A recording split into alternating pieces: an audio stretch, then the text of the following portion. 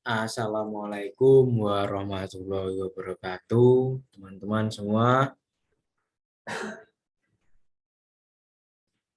Waalaikumsalam warahmatullahi wabarakatuh. Terima kasih Mbak Septiana dan teman-teman atas kehadirannya kali ini. Kita bertemu lagi dalam mata pelajaran sosiologi di kelas 11. Sebelum masuk ke dalam kegiatan pembelajaran, maka kita akan berdoa terlebih dahulu menurut keyakinan masing-masing supaya diberi kelancaran. Berdoa dimulai. Berdoa selesai. Oke, seperti biasa sebelum kita mengawali pembelajaran, maka saya absen terlebih dahulu. Yang pertama, Septiana Ramawati. Hadir, Pak. Terima kasih. Adelia Nurindriani. Hadir, Pak. Kemudian Putri Nabila. Hadir, Pak. Oke, terima kasih. Kali ini kita akan melanjutkan mengenai materi yang kemarin mengenai bentuk-bentuk konflik, sehingga pertemuan kali ini saya akan memutar sebuah video dari YouTube, kemudian kalian akan mengomentari video tersebut dengan bagaimana sifat konflik di dalam video tersebut, kemudian bagaimana posisi pelaku, kemudian berapa jumlah pelaku yang berkonflik. Itu langsung saja saya putarkan sebuah videonya di YouTube.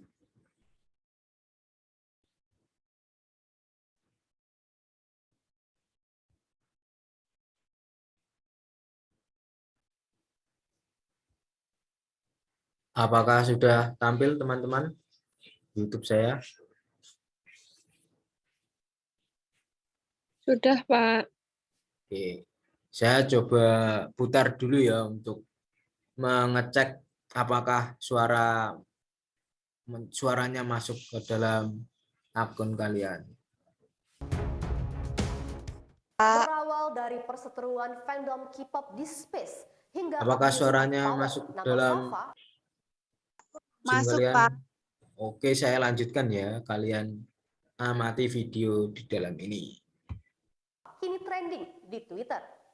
Berikut ini kronologi Safa trending di Twitter. Safa berumur 29 tahun dan beberapa kata lainnya menjadi trending di Twitter sejalan dengan ramainya kasus ini.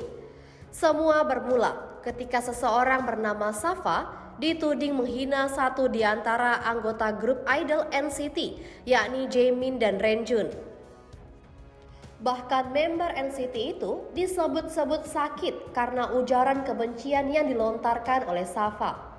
Sejak saat itu, Safa diserang fans NCT, bahkan diancam akan didatangi di rumahnya. Ia sempat meminta maaf, tapi akhirnya para fans member NCT yang tidak terima membuat space forum di Twitter yang terbuka untuk publik. Forum tersebut diberi nama Safa Space dan bertujuan untuk mengusut kasus tersebut. Adapun Safa Space dibuat oleh fans yang bernama Sabrina.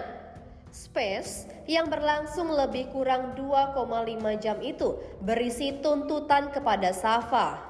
Safa diminta untuk membuat permintaan video minta maaf dan surat bermaterai. Tidak cukup sampai di situ, orang tua Safa juga diminta masuk dalam rekaman video permintaan maaf. Sayangnya, Safa menolak permintaan tersebut karena dianggap melanggar privasi. Akun bernama Bflower bahkan mengancam akan membawa kasus ini ke meja hijau atas tuduhan pencemaran nama baik. Safa yang tidak terima lalu menyebut jika dirinya merupakan anak seorang aparat. Semakin memanas, Bflower lalu menyebut dirinya merupakan aktivis HAM yang sudah berusia 29 tahun dan meminta Safa agar tidak macam-macam. Bflower menyebut bahwa dirinya sudah berkonsultasi dengan dosennya yang merupakan ketua advokat, Barling Mas Cakep, yang juga merupakan kader Partai Golkar untuk membawa kasus ini ke meja hijau. Bflower juga menyatakan bahwa ayahnya tentara dan adiknya polisi. Ia mengancam jika pihaknya bisa memindahkan ayah Safa ke tempat dinas yang jauh. Rekaman perseteruan antara sesama fans NCT tersebut kemudian menjadi perhatian di media sosial.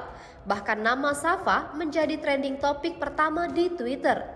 Karena kasus yang ramai tersebut, Sabrina yang merupakan moderator di space forum tersebut akhirnya angkat bicara lewat akun Twitternya @sabrina2322_. Tribuners, untuk mengetahui informasi lebih detailnya, Anda dapat menyaksikan di YouTube Tribun Pontianak.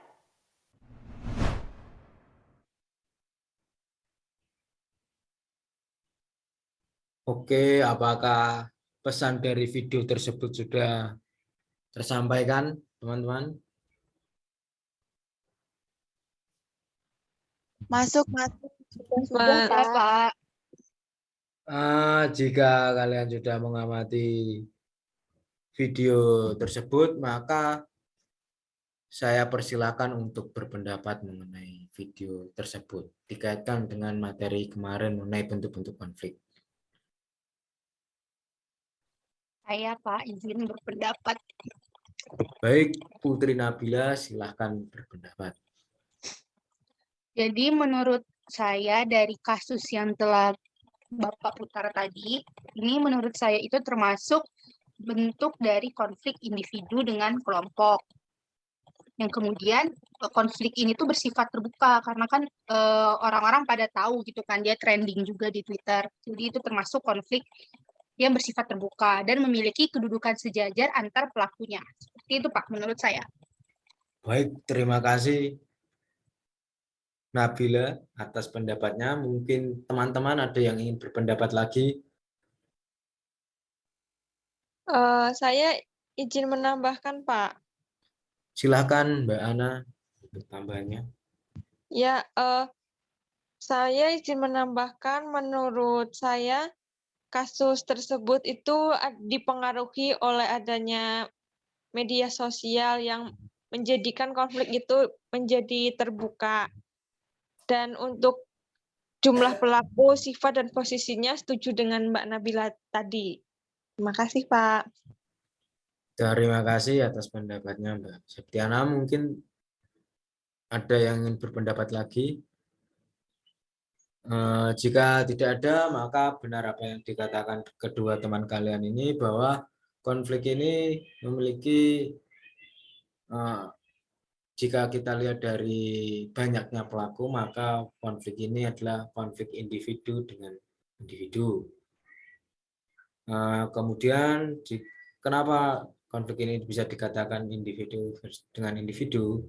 Karena yang berkonflik di bawah ini itu sebenarnya antara Safa dengan akun lainnya yang mengaku sebagai berumur 29 tahun dan penggiat HAM tadi. Namun jika kita lebih dalami, maka konflik ini bisa saja dilakukan antara individu dengan kelompok, di mana orang yang mengakui sebagai aktivis HAM tadi mewakili sebuah kelompok.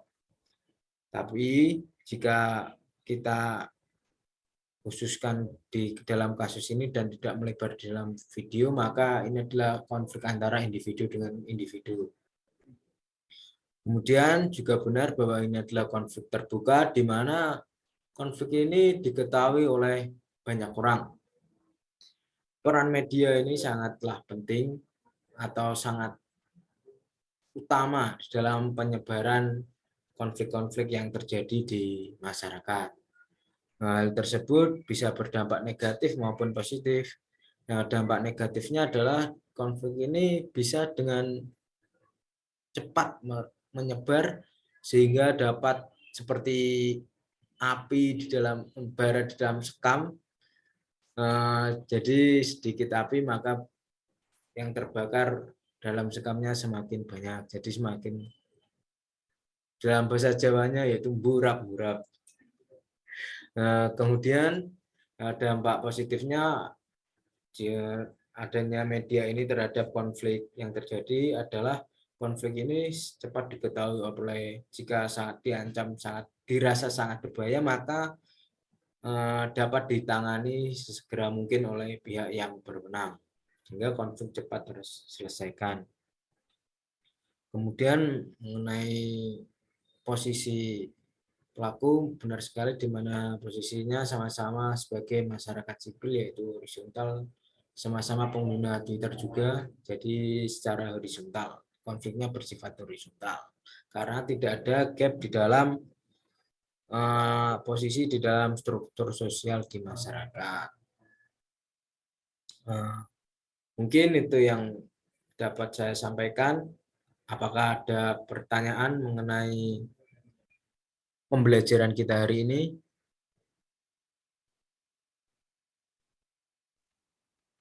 Cukup, Pak. Baik, jika cukup dan tidak ada pertanyaan, maka berakhir sudah pertemuan kita dalam membahas konflik sosial di dalam masyarakat. Saya ucapkan terima kasih sebanyak-banyaknya kepada teman-teman yang hadir di dalam forum pembelajaran ini. Semoga ilmu yang didapat sangat dapat digunakan sebaik-baiknya dan bermanfaat. Saya akhiri di sini. Wassalamualaikum warahmatullahi wabarakatuh. Waalaikumsalam warahmatullahi wabarakatuh. Terima kasih, Pak. Terima kasih. Semangat.